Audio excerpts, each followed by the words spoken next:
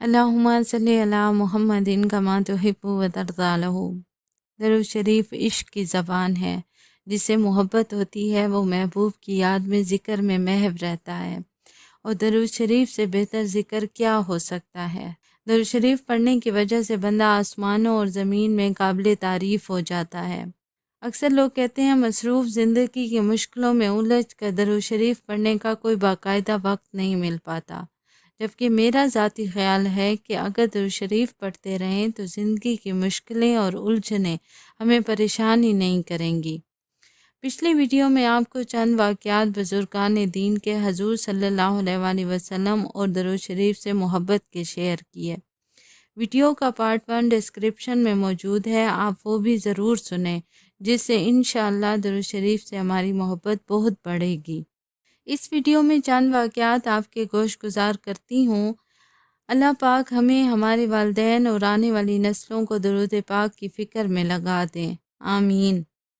اسی سلسلے کا پہلا مشاہدہ ہے حضرت داتا گنج بخش علی حجویری رحمۃ اللہ علیہ کشف المحجوب میں روایت کرتے ہیں کہ جس رات حضرت ذوالنون مصری کا انتقال ہوا، کسی کو خبر نہ تھی کہ آج رات ان کا انتقال ہو گیا ہے۔ اس ایک رات بغداد کے 70 اولیاء کو تاجدار کائنات صلی اللہ علیہ وآلہ وسلم کی زیارت ہوئی، اور ہر ایک نے دیکھا کہ حضور صلی اللہ علیہ وآلہ وسلم بغداد تشریف لائے ہیں۔ خواب میں ہر ولی نے پوچھا، یا رسول اللہ آپ کیسے تشریف لائے؟ آپ صلی اللہ علیہ وآلہ وسلم نے فرمایا، ذوالنون مصری کی وفات ہوئی ہے، اس کی روح کے استقبال کے لیے آیا ہوں۔ تب ان کو خبر ہوئی کہ ذوالنون مصری کس مقام و مرتبے کے حامل تھے، مگر وہ دنیا سے جا چکے تھے، اور جب لوگ ان کے گھر پہنچے تو نور کے کلمات سے ان کی پیشانی پر لکھا تھا، کانا حبیب اللہ و ماتا فی حب اللہ، یعنی اللہ کا عاشق تھا، اسی کے عشق میں وفات پا گیا۔ سخت گرمیوں کے دن تھے، ان کا جنازہ اٹھایا گیا، اطراف و اکناف سے ہزاروں لاکھوں پرندے جمع ہو گئے، اور انہوں نے پر جوڑ کر سائبان بنا کر سایہ کر دیا۔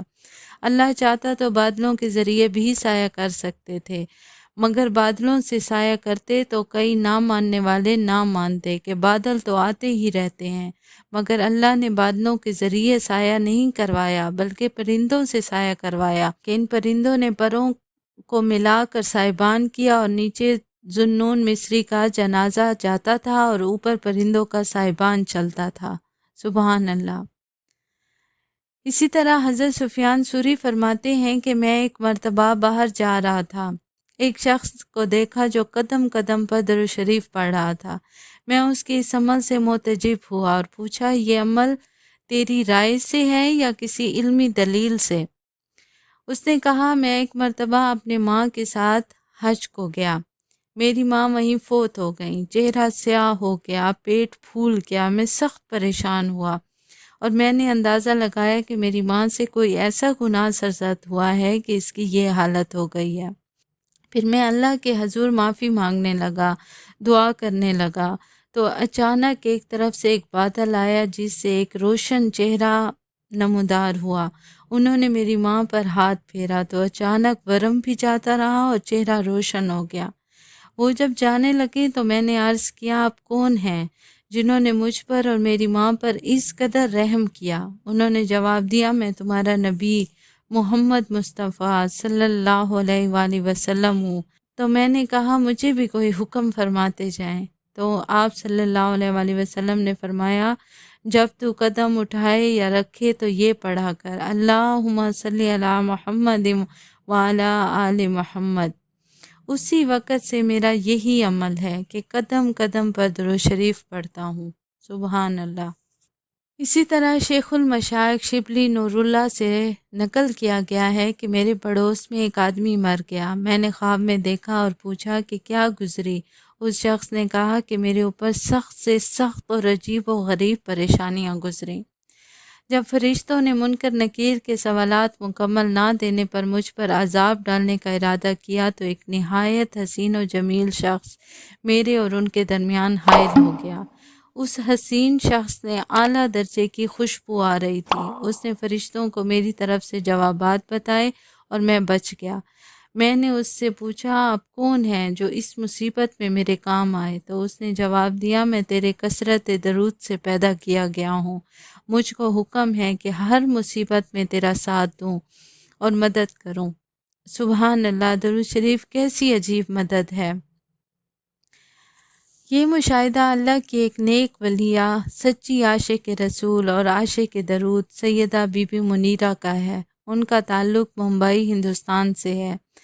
فرماتی ہیں کہ ایک مرتبہ میں نے خواب میں دیکھا کہ مجھے قبر میں لٹایا گیا، اور جیسے ہی قبر میں میری آنکھ کھلتی ہے تو میں درود شریف پڑھتی ہوں۔ میں دیکھتی ہوں میری قبر بہت کشادہ ہے، لیکن قبر کا دروازہ کوئی نہیں۔ میں چاروں طرف بھاگتی ہوں لیکن باہر جانے کا کوئی راستہ نہیں ہے، لیکن وہاں اتنی ٹھنڈی اور پیاری ہوائیں آ رہی ہوتی ہیں کہ میں حیران ہوتی ہوں کہ دروازہ بھی کوئی نہیں تو کہاں سے آ رہی ہیں۔ تو میرے دل میں خیال ڈالا جاتا ہے کہ تم دنیا میں حضور پر نور صلی اللہ علیہ وآلہ وسلم پر درود و سلام پڑھا کرتی تھیں، اس لیے تیری قبر میں اتنی ٹھنڈی ہوائیں ہیں۔ سبحان اللہ۔ ایک بار محبت سے درود پاک پڑھ لیجئے۔ اللہم صلی علی محمد وعلی آل محمد۔ درود پاک پڑھتے جائیے، پڑھاتے جائیے، غیب سے رحمتوں، برکتوں اور خیر کے دروازے کھلتے جائیں گے۔